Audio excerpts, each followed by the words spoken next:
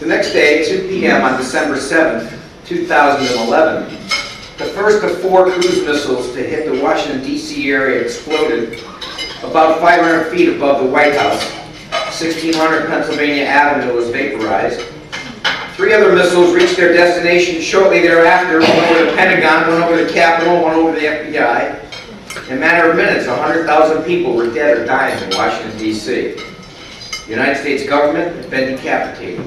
At about the same time, missiles exploded over the New York Stock Exchange, the Norfolk, Virginia Naval Base, and Baltimore Harbor.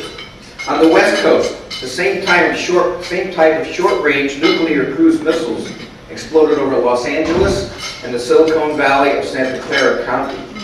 In the Northwest, Portland, Oregon, and Seattle, Washington were destroyed, and with them, the headquarters of Microsoft, Intel, Apple, and Dell Computers.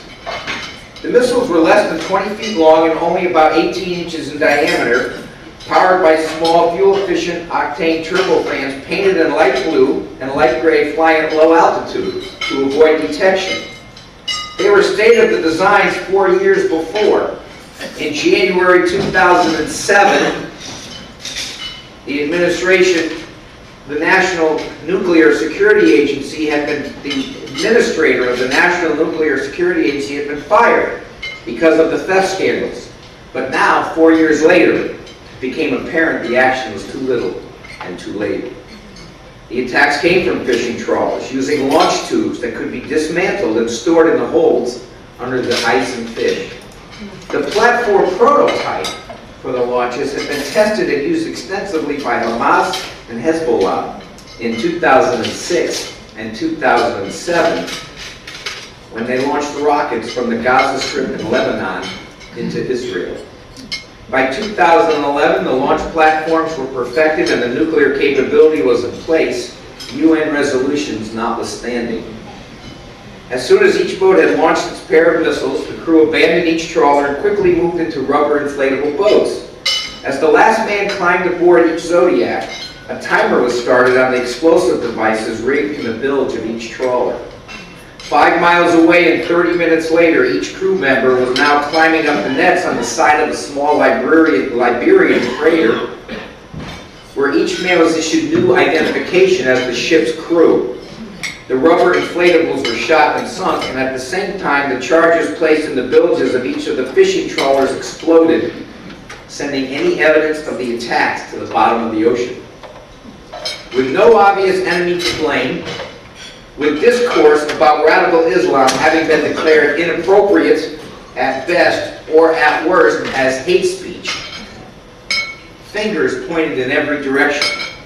By Christmas, the American economy had been destroyed. Inflation, already high because of the wild spending sprees of 2008 and 2009 to stimulate the economy, soared completely out of control as the government printed money to meet its obligations without sufficient economic output to back up the issuance of the currency. Unemployment spiked as major centers of employment had been incinerated by the nuclear blast. Businesses closed, tax revenues evaporated, so state governments had no funds to pay unemployment benefits or teacher salaries. For the first time in U.S. history, both state and federal governments defaulted on their bond obligations. China and the Middle East, creditor nations of the United States, refused any further lending, and they called their loans.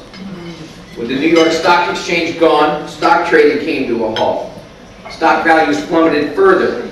Retirement assets and pension funds, already battered by the 2008 and 2009 recession, disappeared virtually overnight. The population was a complete chaos. The residential real estate market, still reeling from the Fannie Mae and Freddie Mac meltdown from 2006 to 2009, now looked good in comparison to the commercial real estate crash that followed thereafter. The major banks that had survived the meltdown of 08 and 09 now filed for bankruptcy, but this time the government had no money to bail them out. Riots broke out throughout the country as panic set in, and with the collapse of the American economy, which was the largest on earth, responsible for producing 1/3 of the world's economic output, the rest of the global economy then fell into chaos. Oil shipments stopped, food shipments ceased, and millions of people began to starve throughout the world. With the Capitol destroyed, the Pentagon reduced to rubble, the president, who had been vacationing in Colorado at the time of the attack, assumed complete control of what was left of the American economy. To do at that point, having appointed 26 czars in 2009, having passed additional laws to regulate the auto industry, own the auto industry, regulate the financial industry, own the financial industry, regulate the real estate market and the insurance market, he used all of this to now consolidate his power. Barack Hussein Obama, having been the first president of Muslim descent, now became the supreme ruler of the United States. Across the Atlantic, taking advantage of the chaos in America and the political cowardice of the European officials, Muslim leaders in Europe seized upon the situation. Because 1/3 of all babies being born in Europe in 2011 were of Muslim descent, Muslim clerics demanded more representation in Parliament and control of the European Union. Chaos reigned.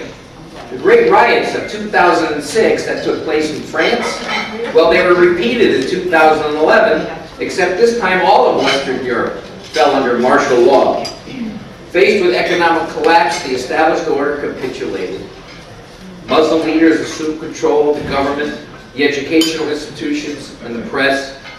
Majority memberships on the boards of European banks, trading companies, mining companies soon followed. Since Sharia law prohibits the collection of interest on loans, they said to the World Bank and creditor nations, if you want to get paid on your principal, abolish your interest and institute Sharia law. Because the U.S. auto industry was now controlled by the U.S. government, it followed suit. With the collapse of Iraq and the pullout of U.S. troops from that country in 2011, Iran became the dominant player in the Middle East. It assumed control of the Iraqi oil fields and then the Saudi oil fields. The Shia clerics based in Iran now called the shots for their satellite countries of Egypt, Syria, Lebanon, Jordan, Iraq, Afghanistan, Saudi Arabia, Yemen, Ethiopia, Somalia, and the Sudan. Israel cowered silently as its only ally in the world, the United States, was no longer there. Chaos continued, and by 2013, people throughout Europe, the United States, and Africa clamored for a leader that espoused peace, unity, and no more violence. In the face of this global strife and chaos, America's president stepped forward.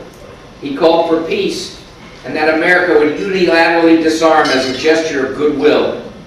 Still dependent on Mideast oil because of the cap-and-trade policies that had decimated America's energy industry, Obama turned to the Middle East countries for help. America, as the largest debtor nation on earth, accepted Iran's terms. Sharia economic law would prevail. Sharia social norms soon followed, and the American era had come to an end. All the world's populace were now called upon to begin the conversion process to Islam or face the consequences.